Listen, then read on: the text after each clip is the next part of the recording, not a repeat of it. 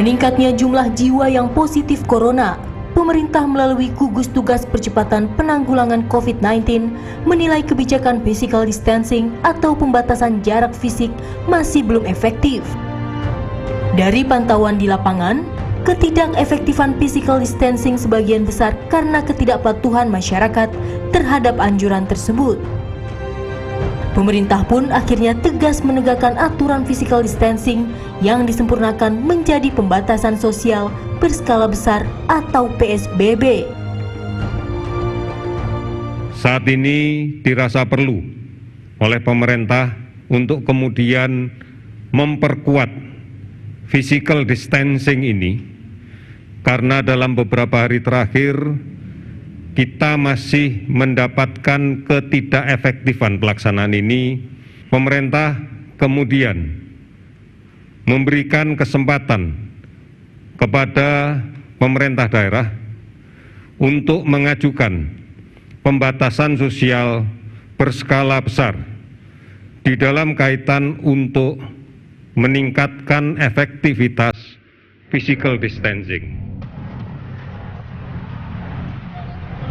Pemberlakuan PSBB seakan memberi arti bahwa pemerintah membuka pintu pada setiap daerah untuk melakukan isolasi di wilayah masing-masing. Kepala daerah pun merespon positif kebijakan ini. Sejumlah daerah berbondong-bondong mengajukan PSBB pada pemerintah pusat melalui Kemenkes. Namun sayangnya, dari sejumlah daerah yang mengajukan PSBB, hanya 10 dari 15 daerah yang disetujui oleh Kemenkes.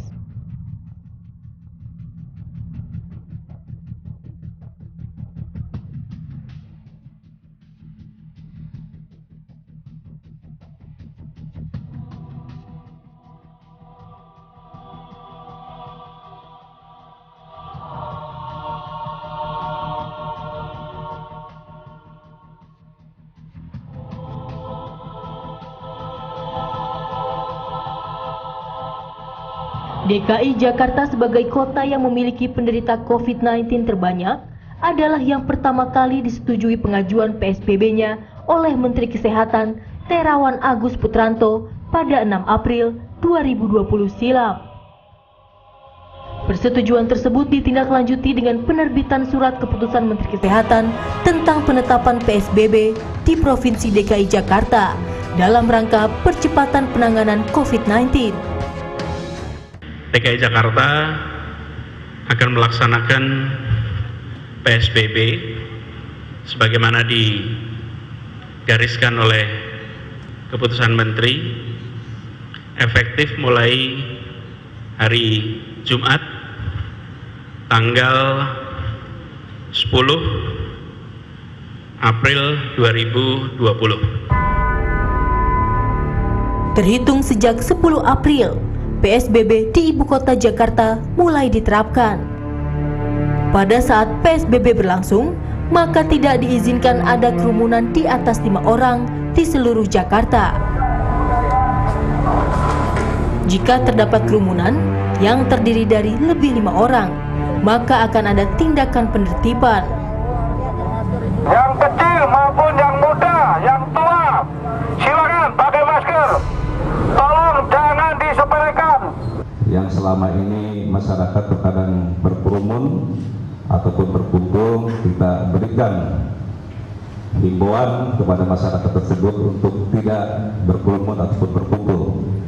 Kita lebih mengedepankan upaya-upaya persuasif. Hal ini semuanya yaitu tujuannya satu, jadi untuk mencegah ataupun memutus mata rantai penularan yang dari hari ke hari semakin meningkat ini.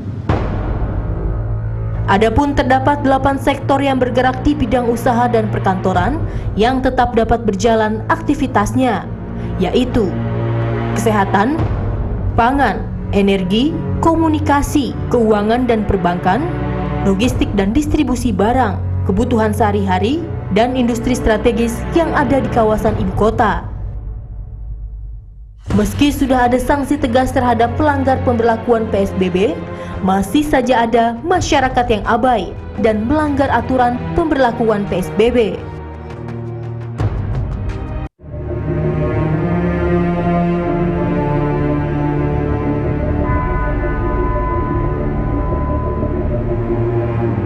Hampir sepekan pembatasan sosial berskala besar dilakukan di DKI Jakarta. Nyatanya ada banyak masyarakat yang masih melanggar aturan. Pelanggaran yang dimaksud mulai dari tidak menggunakan masker saat bepergian keluar rumah, berkerumun lebih dari 5 orang, hingga mobil yang melebihi kapasitas. Bagi yang bandel atau nekat tidak mentaati peraturan PSBB, maka petugas akan memberikan sanksi, termasuk jika tidak menggunakan masker. Kedapatan tadi nggak pakai masker. Dalam video ini terlihat seorang pengemudi mobil diberhentikan oleh petugas lantaran tidak menggunakan masker ketika bepergian. Oleh petugas gabungan yang sedang bertugas di kawasan Johor Baru, Jakarta Pusat, pria tersebut lantas diberi hukuman. Pria tersebut disuruh melakukan push up di depan banyak orang.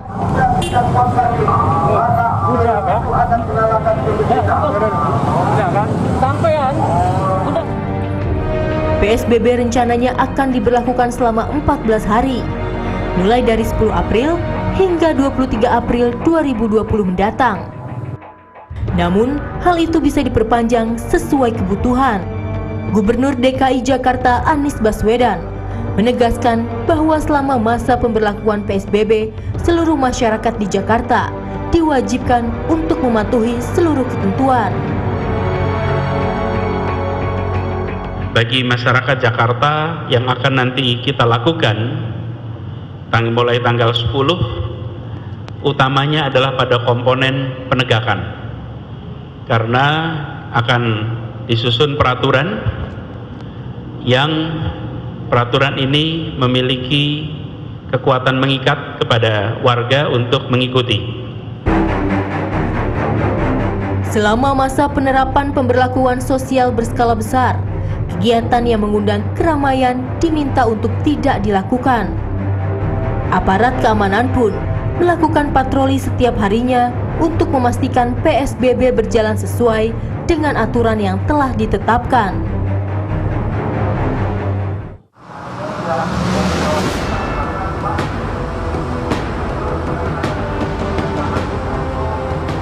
Petugas gabungan yang terdiri dari petugas Kecamatan Pulau Gadung, Polsek Pulau Gadung, Koramil Pulau Gadung, serta petugas Satpol PP melakukan sidak di kawasan Pulau Gadung, Jakarta Timur. Kegiatan operasi ini dalam rangka penerapan Pergub DKI Jakarta nomor 33 tahun 2020 tentang pembatasan sosial berskala besar terkait pencegahan dan penularan wabah virus COVID-19.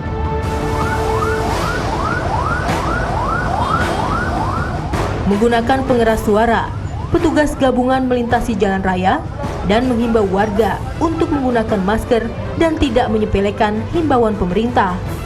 Tetap memakai masker, Bapak, Ibu, memakai masker ya Pak, memakai ya untuk kita menjaga bersama-sama menghindari penularan virus COVID-19.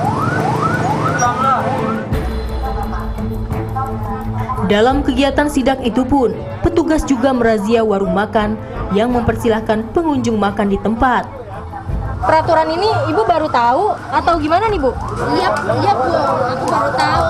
Kan kemarin dagang nggak nonton TV ya sih. Oh gitu, jadi belum tahu ya peraturannya kalau harus bungkus yang beli. Iya, nggak ada yang ngasih tahu. Tak hanya satu rumah makan lainnya yang kami temui pun masih memperbolehkan pengunjungnya untuk makan di tempat. Pemilik rumah makan itu pun mengaku dampak dari virus corona sangat mempengaruhi omset penjualan mereka sehari-hari. Mengurangin semuanya lah.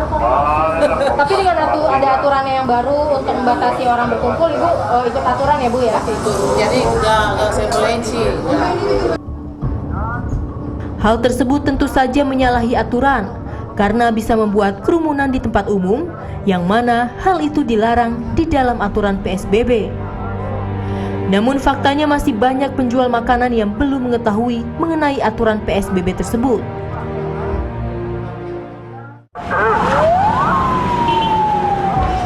Tak hanya pagi hari, razia bagi yang melanggar aturan PSBB juga dilakukan pada malam hari.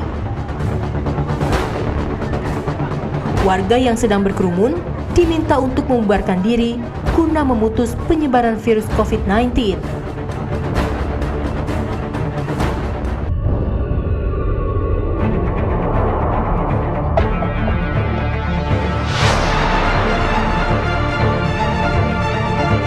Pemerintah Provinsi DKI Jakarta sudah mulai menerapkan pembatasan sosial berskala besar atau PSBB sejak 10 April 2020 lalu.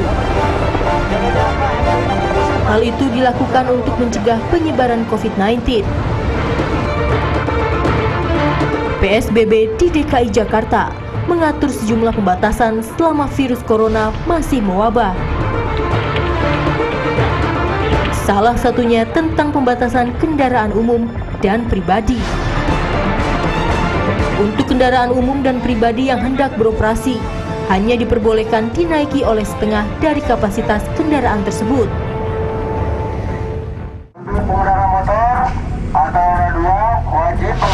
Guna menerapkan PSBB di lingkungan DKI Jakarta, jajaran Direktorat Lalu Lintas Polda Metro Jaya lakukan pengecekan jumlah penumpang kendaraan roda 4 di beberapa ruas jalan pintu masuk ke Jakarta. Dalam kegiatan pengecekan tersebut, pihak kepolisian menemukan maraknya pelanggaran aturan PSBB berupa kelebihan kapasitas penumpang. Polisi kemudian meminta agar mobil yang melanggar aturan PSBB tersebut memutar balik dan tidak diperbolehkan masuk ke ibu kota. Di dalam PSBB tersebut ada beberapa pembatasan, salah satunya adalah pembatasan moda transportasi. Terkait dengan pembatasan moda transportasi, sebagaimana telah kami sampaikan di beberapa media, bahwa yang harus dipahami oleh masyarakat adalah yang pertama, tidak ada pembatasan akses keluar masuk Jakarta. Jadi yang dibatasi adalah jumlah penumpang di dalam suatu kendaraan, baik itu kendaraan pribadi maupun kendaraan angkutan umum. Pakar Hukum Tata Negara Refli Harun memberikan kritikannya terhadap pemerintah terkait kebijakan pembatasan sosial berskala besar. Masalahnya adalah pada pengenaan sanksi dan kewajiban pemerintah. Sebagai contoh misalnya, pemerintah ingin bahwa masyarakat mematuhi betul yang namanya PSBB, bila perlu tidak keluar rumah, hanya keluar kalau untuk keperluan-keperluan khusus saja. Tetapi di sisi lain, apakah pemerintah juga mau memenuhi kebutuhan masyarakat, sebagaimana kalau pilihannya adalah karantina wilayah? Nah, ini yang menjadi persoalan.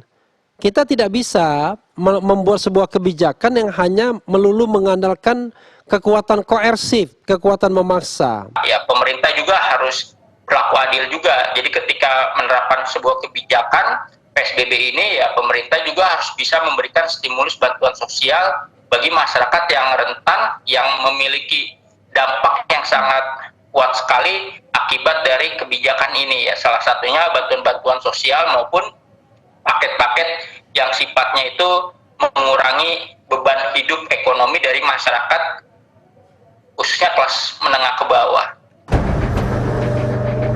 Pemberlakuan PSBB memang bukan tanpa risiko. Sektor informal jelas-jelas menerima akibat dari pemberlakuan PSBB. Pemerintah pusat pun mencoba meringankan beban pekerja informal melalui kebijakannya. Dalam rangka mitigasi dampak COVID-19 terhadap usaha mikro, usaha kecil, usaha menengah, saya ingin menekankan beberapa hal. Yang pertama, mempercepat, jadi percepat eksekusi program relaksasi restrukturisasi kredit bagi UMKM yang mengalami kesulitan. Mekanisme bantuan untuk kredit UMKM, baik itu berupa subsidi bunga, berupa penundaan pembayaran pokok, Kemudian yang penting, pemberian tambahan kredit modal kerja harus segera dilaksanakan. Jangan menunggu sampai mereka tutup baru kita bergerak. Jangan sampai nanti terlambat. Jangan sampai terlambat dan menimbulkan gejolak di masyarakat. Kalau ketinggalan, kita ke sana.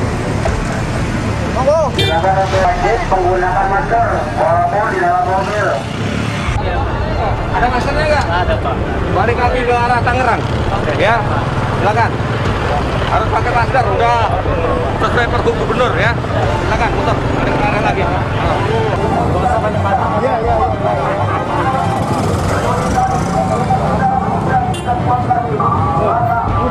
Akan menyalakan